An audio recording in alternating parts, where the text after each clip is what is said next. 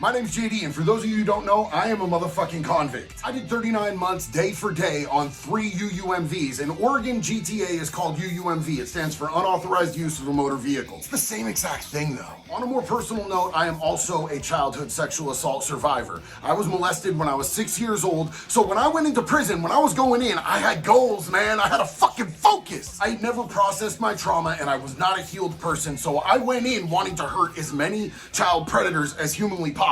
And I got to do some real work in there. A lot of people ask me all the time, why do fucking pedophiles make it alive through prison? Why do they ever see the streets again? And trust me, fam, I'm with you on that. They absolutely should not. They should be bled out on a fucking filthy shower fucking floor in prison and never see the streets a day in their life. But there are a lot of factors to consider, and that's what I want to get into in this video. Stick around.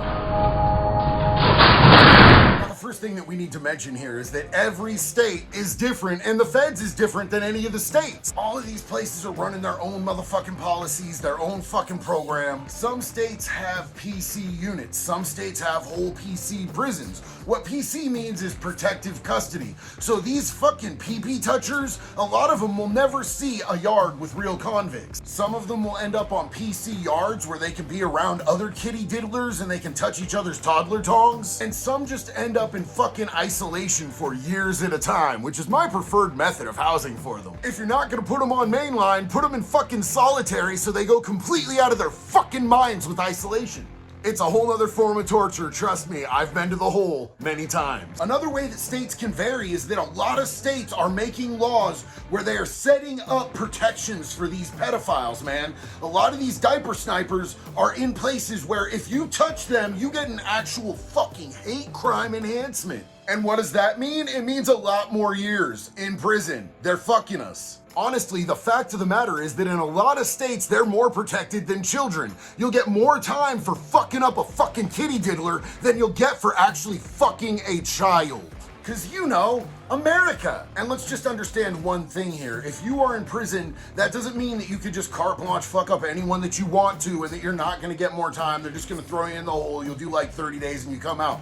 That's not what happens, man. You could get assault charges. You could get 7 years, 8 years, 30 years, a life sentence, death sentence tapped onto your fucking sentence depending on what type of act of violence you fucking perpetrate in there. And there's a lot of states without the death sentence, and I'm not sure what Oregon's current laws are, but it used to be if you killed someone in prison in Oregon, you automatically got the death sentence. Now, whether you're gonna see an execution or not is completely beside the point, man. Somebody who's already doing natural fucking life doesn't want to fucking end their life over killing someone most of the time. Some people don't give a fuck and they don't got shit to lose, so don't get that shit twisted neither. But the God's honest truth is that most people who are incarcerated are good people who just had a fucking bad moment where they got wrapped up in addiction, or they made a fucking mistake, and they're just trying to do their time and get home to their fucking families, bro. Which brings me to yet another reason why sex offenders make it out of prison alive.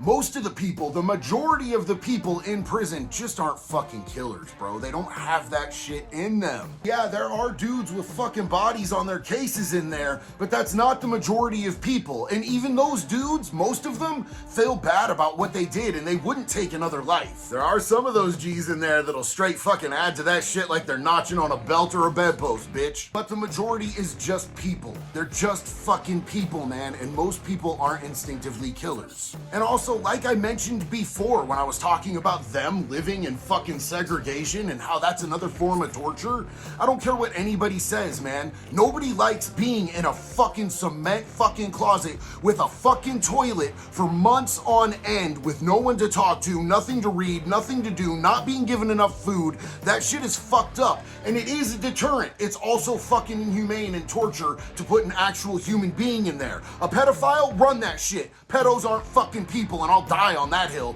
But a normal human being, bro, like, they're gonna think twice about doing something that's gonna land them back in there, especially if you've been in there. I don't wanna hear a fucking word in the comments from anybody who's never been in fucking solitary, never been to the fucking hole, never been in seg, because I have. I have been to the hole repeatedly. A lot of those times was for fucking up sex offenders, and at a point it becomes really fucking maddening. A goddamn 3-minute fight can cost you 6 months in that bitch. That shit is insane. Which brings me to my next point. I was in there specifically with a focus. Like, I got fucked as a kid, and I wanted to fuck as many of these dudes up as I possibly could. I considered it like my mission. I was hyper fixated on beating the fuck out of child rapists and dudes who abused women. Anybody whose penis was in their paperwork, yeah, I was aiming myself at those motherfuckers. Then I got in there, and guess what? I started doing the math. I started seeing the fucking numbers, bro. And it's like sand at the fucking beach. In there and out here. Go ahead, do yourself a favor.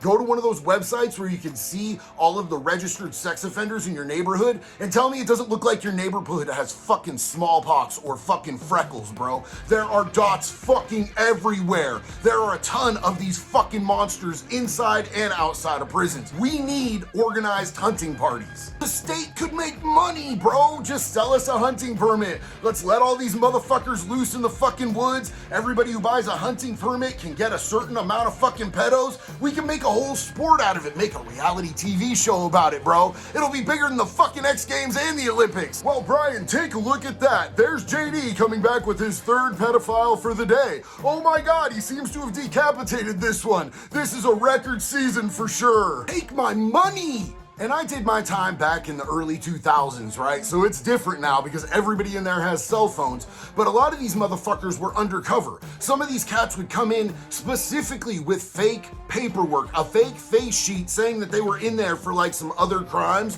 when they were really in there for fucking slipping their hands down diapers. So a lot of these dudes would slide undetected unless they drew enough attention to where somebody called home and actually had their fucking name ran and their people look them up on the internet. Because we couldn't do it in there. And then we'd find them and then they'd get extra fucked for fucking lying to us. Sorry, I get all red and my fucking heart starts beating really fast when I talk about hunting pedophiles. It's kind of my thing. Now let's hit it from another angle, the angle that I like the least. Motherfuckers are making money off these bitches, bro. Like a lot of gang members, a lot of people in there that are in organizations, they are extorting these people so they get to live because they pay on a monthly protection plan. And don't get me wrong, these gangs, these organizations, they still torture them, they still treat them like shit, they're still tormented, but they're tormented and they turn a profit at the same time. And I'm not gonna lie to you, I'm gonna get really real for a second. Like, it took me a long time. Like, it took me 2 decades to be able to process the trauma of being molested as a child. So do I really want someone who is a child sex offender or a rapist to have their shit done and over with and they're gone and at peace in 3-4 minutes that it takes to kill them?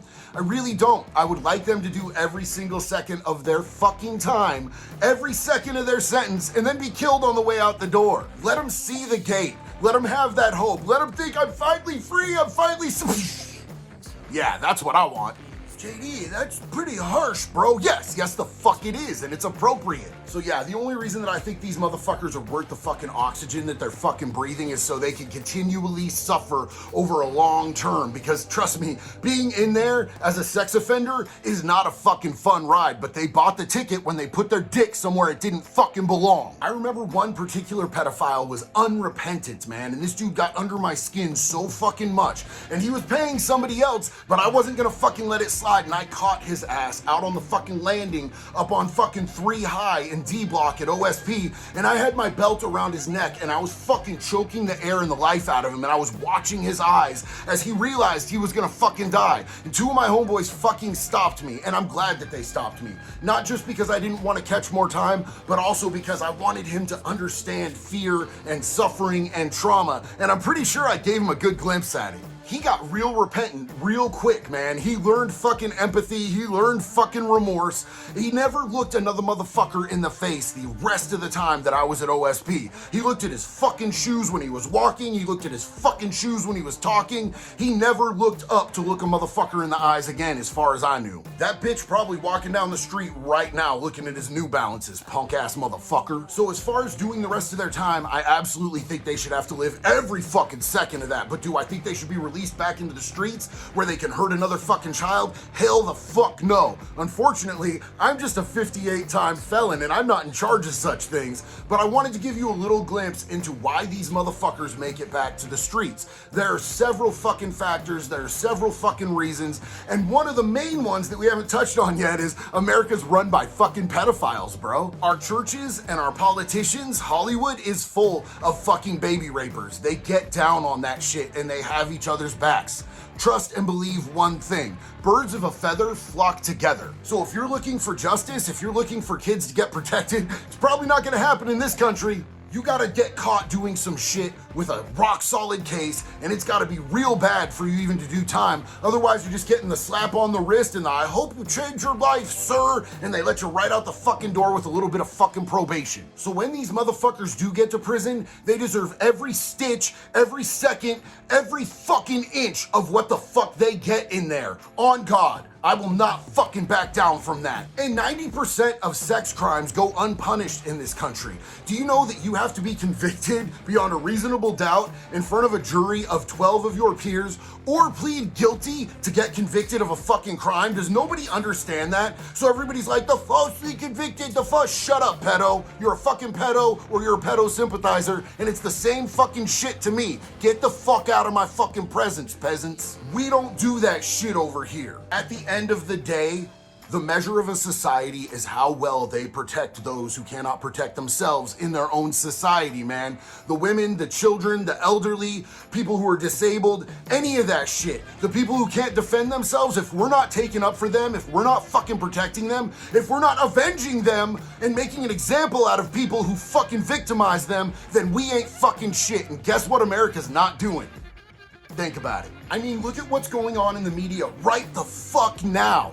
Everybody's talking about fucking Kanye. Everybody's talking about these fucking elections. Have we heard a single fucking name off the fucking Ghislaine Maxwell fucking case? A single fucking name. A single fucking person who was participating in human trafficking on Epstein's Island? Not one. Not one motherfucking name has been given to the public. Not one person involved has been indicted other than those two. All of those customers, all of those fucking pedophiles, all of those fucking rapists are going unpunished in this country right the fuck now. So what does that say to you? If you got money, you can fuck a kid. If you've got money, you can take a teenage girl, hold her hostage, and have her repeatedly raped. If you've got money, you can get away with anything because it's money over fucking human decency, human lives, and the lives of the innocent. So it's no wonder that it's a fucking hate crime in this country to attack a sex offender. A sex offender. They could have attacked your own child and they are more protected than your fucking kid, man. If you do something back to someone who hurt your fucking child sexually, putting their fucking dick in your kid, you will get in more trouble than they will if you fucking go after them. At the end of the day, I'm trying to make sense of something that doesn't make sense to me. I don't know why these motherfuckers are allowed to live. If a fucking dog hurts a kid, we put that dog down. If a fucking monster, a fucking animal in human fucking form does, we fucking give them a slap on the wrist and some fucking probation. And if anybody does anything about it, we give them a hate crime and they go to fucking prison for a long time. But I wanted to explain the relevant factors of this situation to you guys as I see them personally. So as always, if y'all liked this, drop something in the comments, man. If you've got video suggestions, drop that shit in the comments. I appreciate each and every one of you guys being here, and there'll be another full-length video very soon. One love. Be good or be good at it.